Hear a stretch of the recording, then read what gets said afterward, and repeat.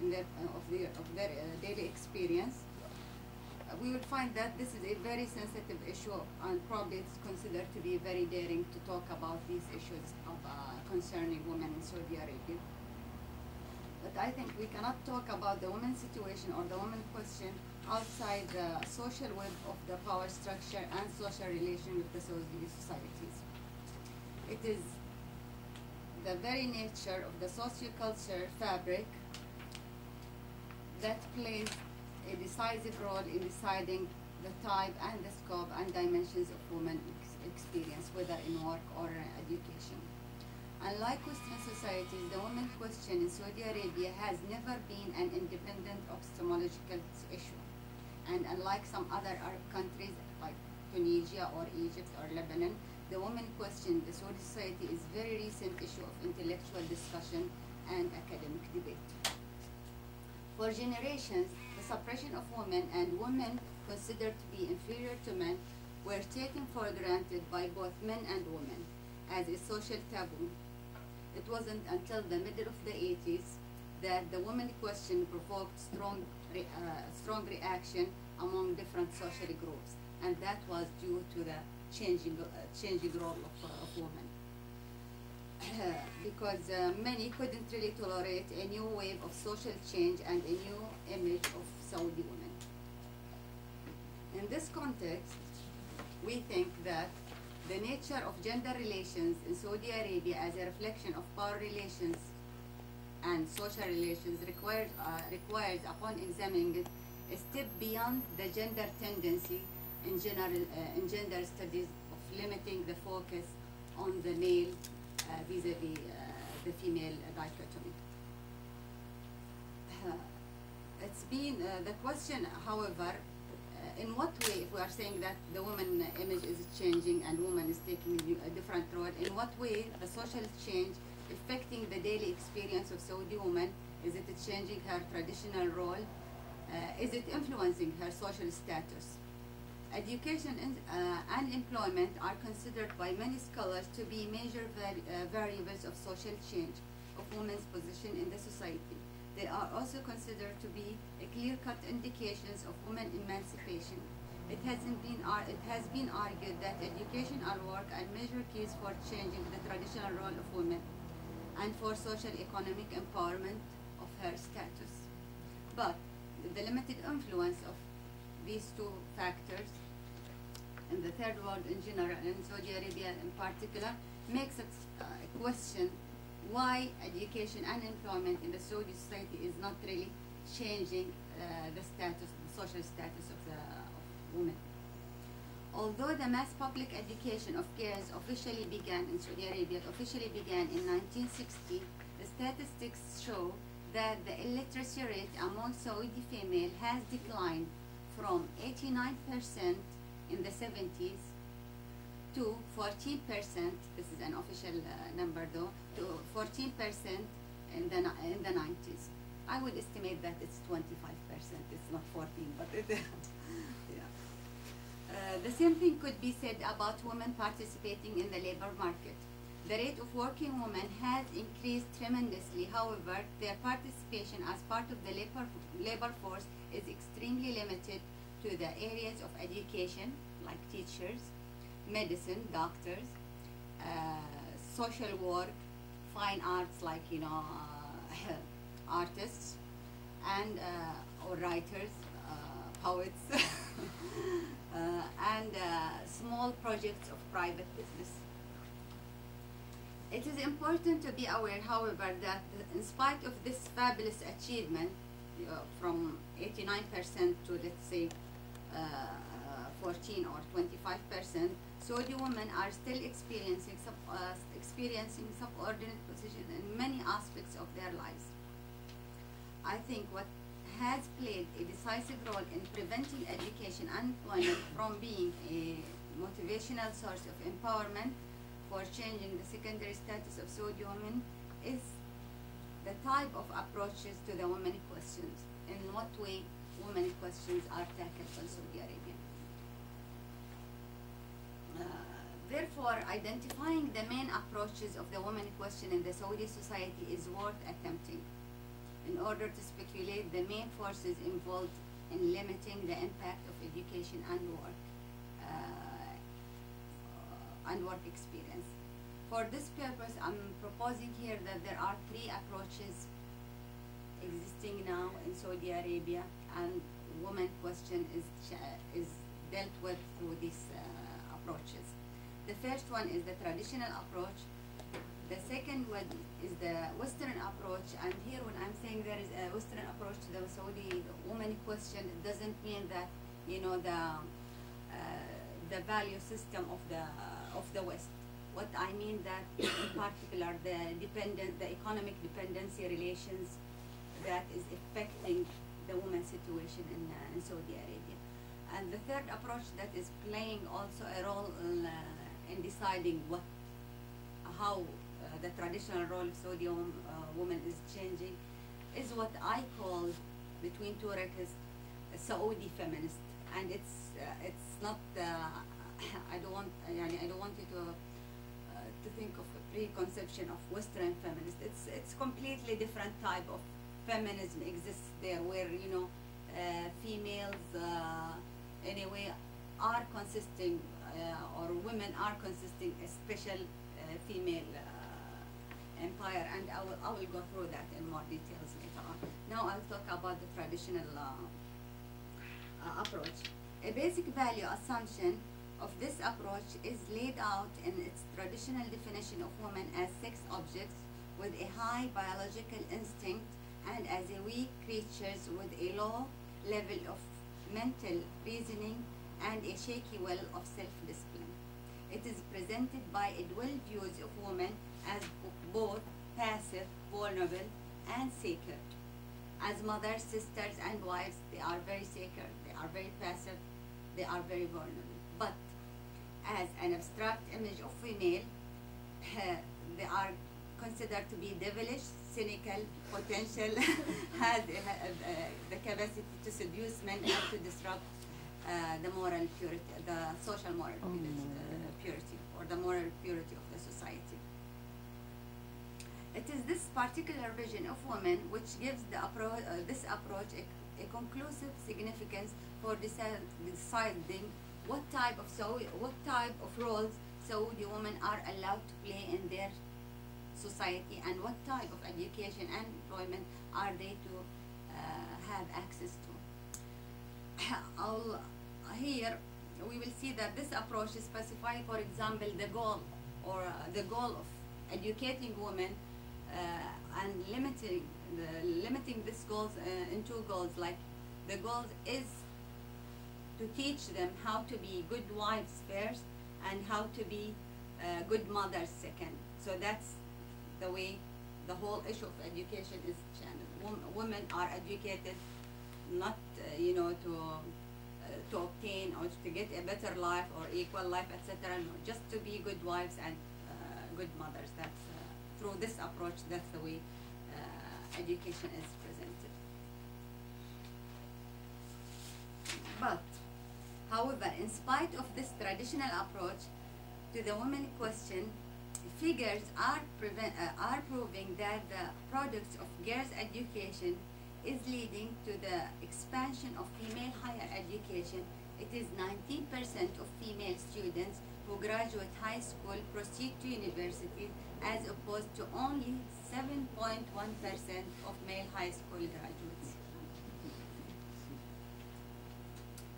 The contradictory situation between the flourishing of women's education in one hand and conservative perspective of this traditional approach on the other poses a challenge from within the Saudi society to the old mode of social relations between men and women.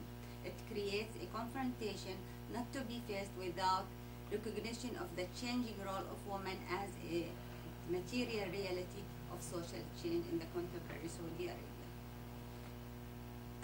Now I'll be talking about the second approach of women question in Saudi Arabia.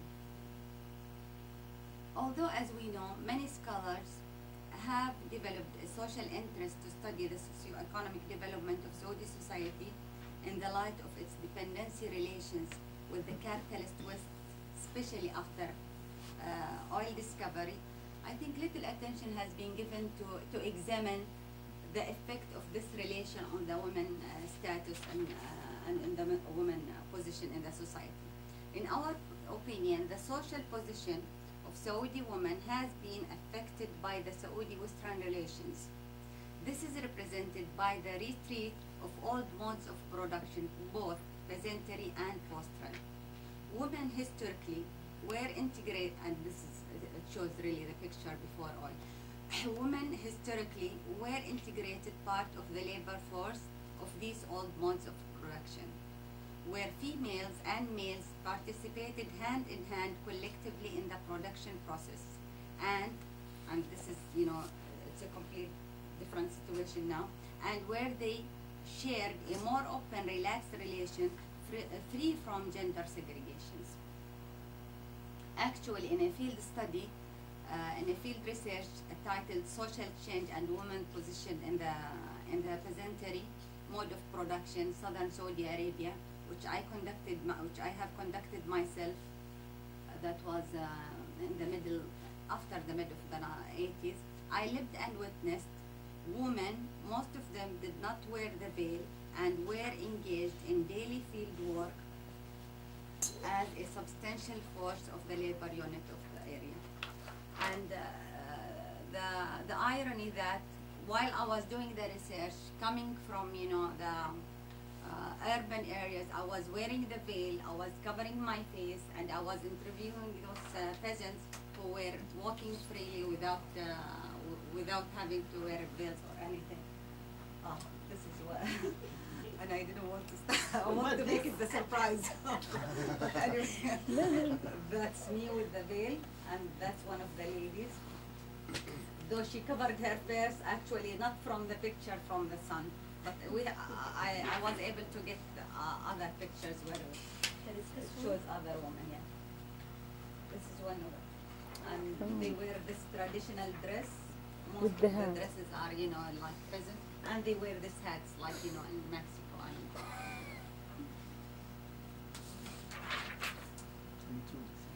Yeah.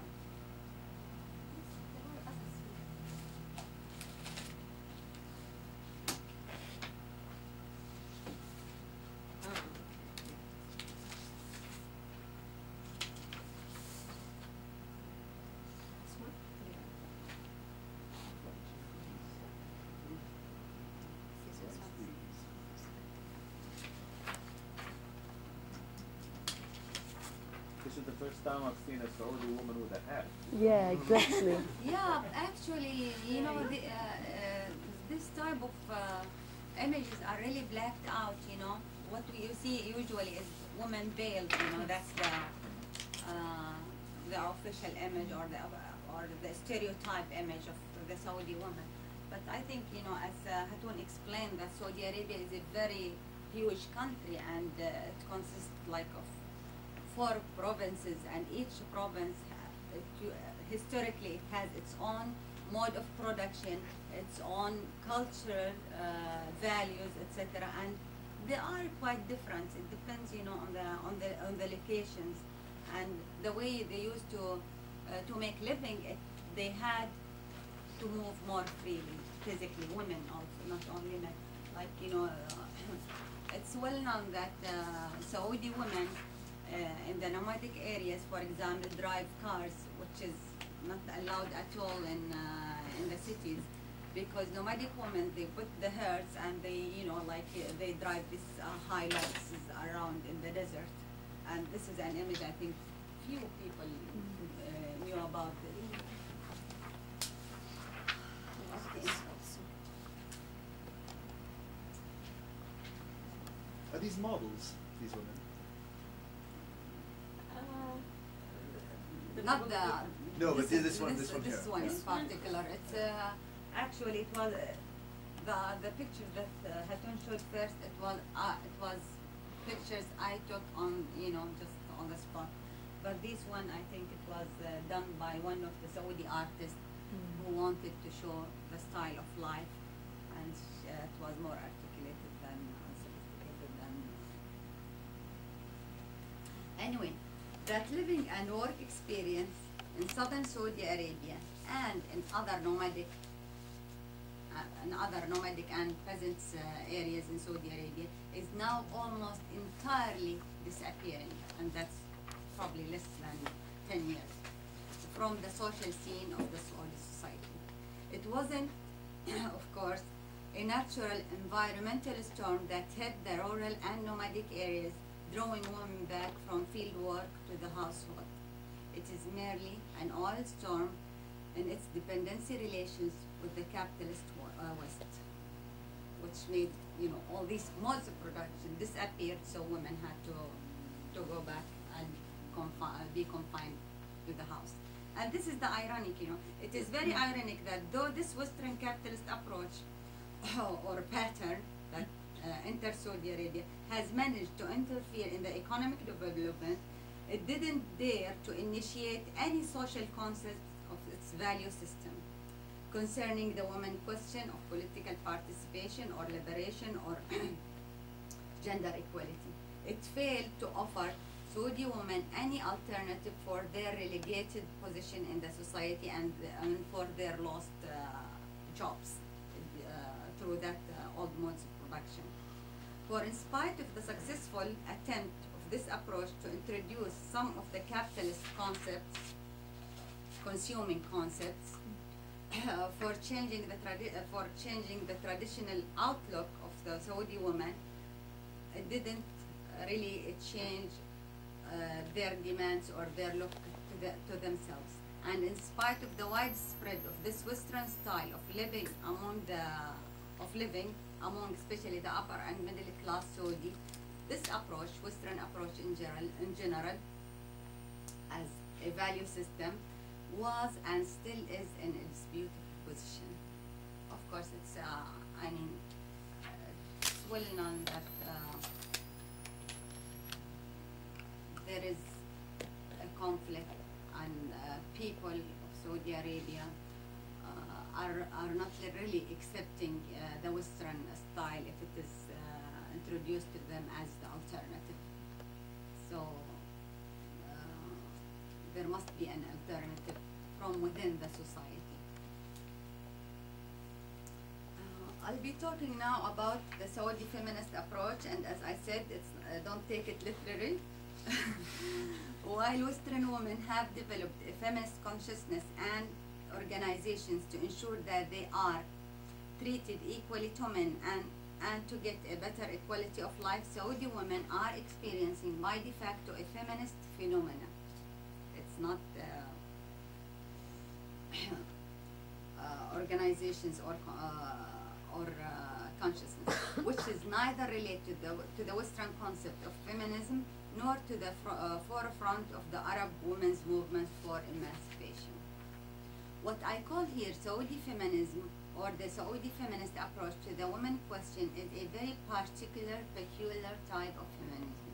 It refers to the particular style of life which is specially designed in Saudi society for the Saudi women in order to assure that they are confined to a separate world distant from men's spacious one.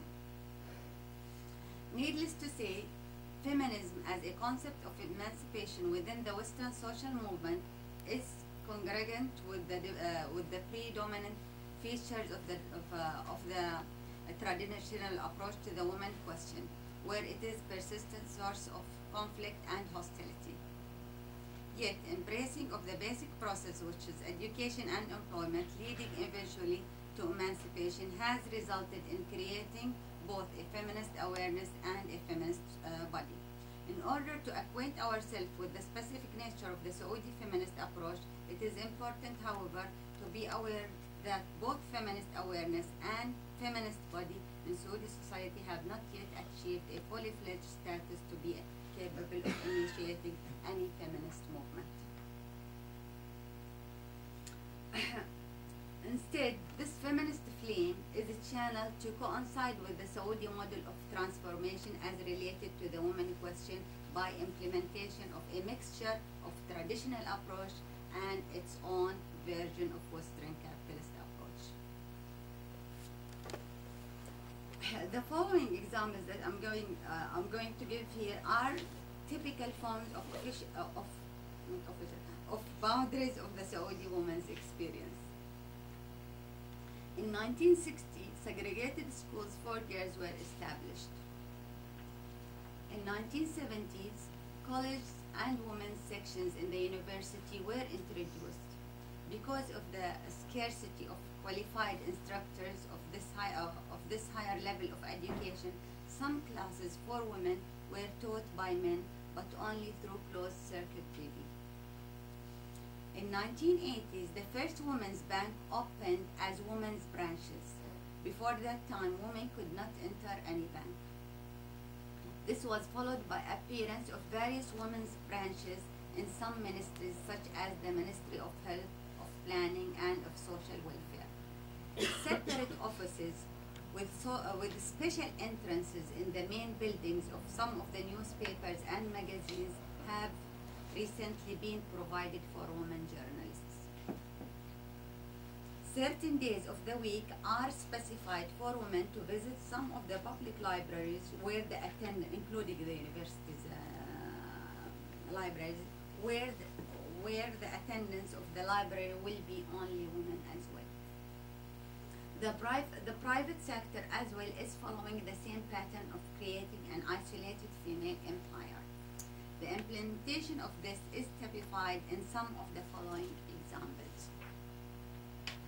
We'll see that now there in the private sector, now they are opening special shopping centers for women only, special poly and clinics and hospitals, for women, opening special physical fitness clubs only for women use, opening special cafes, tea rooms, restaurants, etc.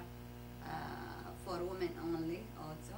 Having a family section with separate partitions in fast food restaurants such as McDonald's, Pizza Hut, etc. Those American fast food restaurants. It is of course mostly, it's written here the upper class, but I wouldn't say that. It's mostly the middle class women that they are enjoying this private services of the private sector. 10 minutes, okay. Just, I want to talk about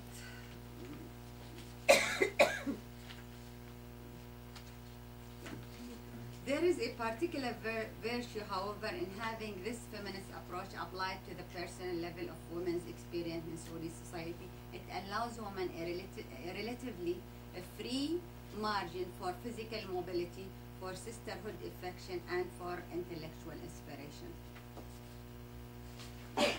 Here I will give an example how this is manifested. For example, for educated and employed women, especially in urban areas, their social gathering are not any more limited to graceful courtesy and traditional chat. They sometimes involve hot feminist issue of the problematic nature, whether within their educational and employment environment or within the society as a whole, such as now there is a discussion among women, especially educated women, about like polygamy marriage, custody of children, women's right as wife or divorcees, her property right, which is of course reaffirmed by Islam while denied by the society, her right as citizens, etc. So there is through this empire, there is something going on among women themselves to create a new awareness of themselves and of their relations to the societies. Okay, I think I will end here. Thank you very much, both.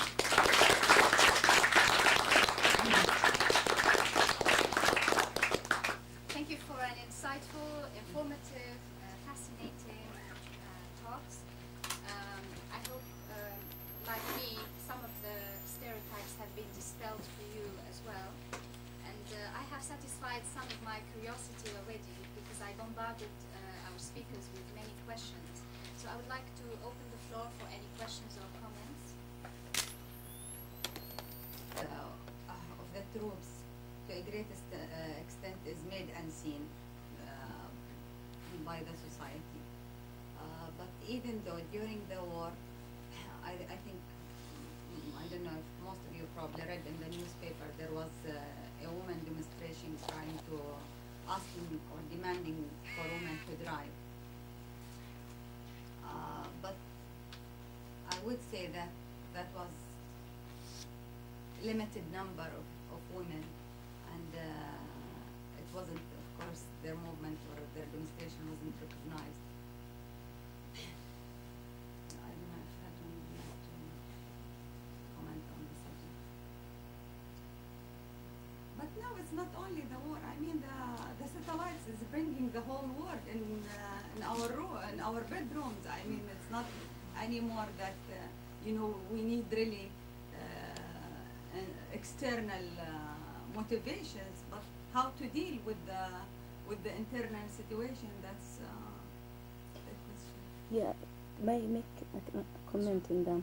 I mean, okay, but I know in Saudi, as in many other Arabic countries, you always have the example, the West, they are different from us. They are, maybe we are the good ones, they are the evil, etc., etc. But when you have the Gulf War, those, if they are evil or bad or different or whatever, they come in there, and you went together into war, which was against one of the area's people, or against the Iraqis. So that's mean you can have something in common. You can meet with those people from the West. I mean, so it's different, because when you look through them from the satellite, they are still through this screen, which they are, okay, that's related to somebody who's different from me.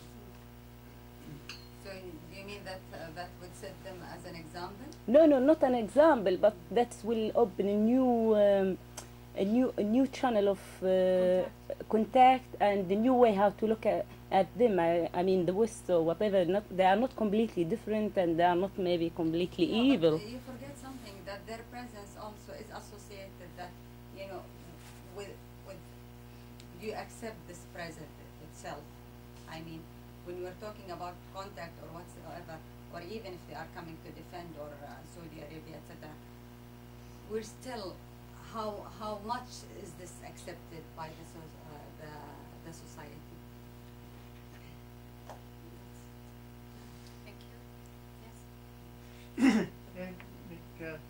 For Hatoon, thank you very much for your talk.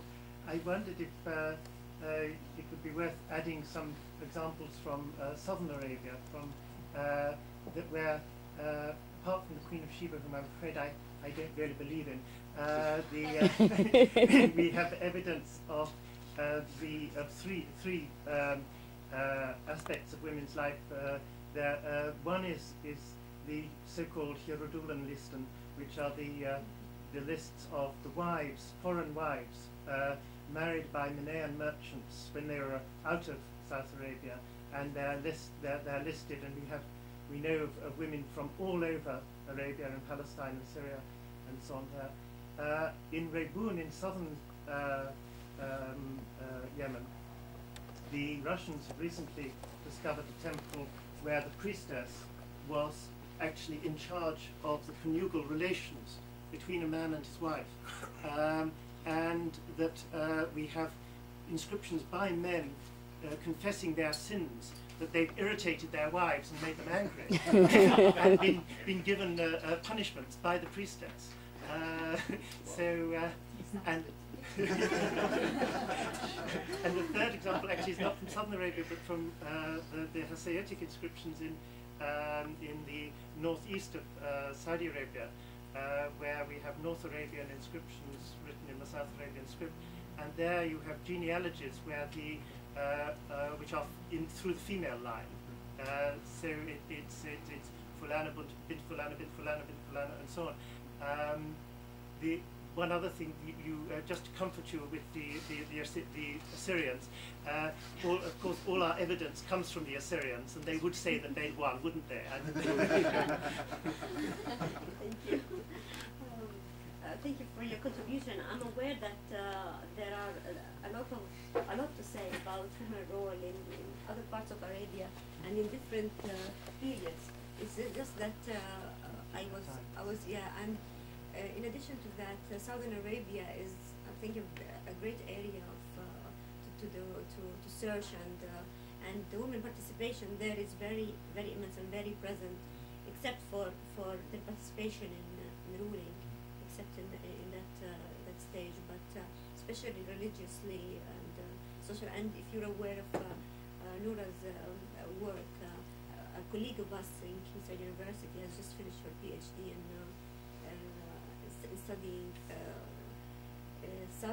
the legal legislations and the social, economic, and political, religious legislation according to inscriptions in Southern Arabia, which is also a pioneering study, and she discovered a lot about women and their role there.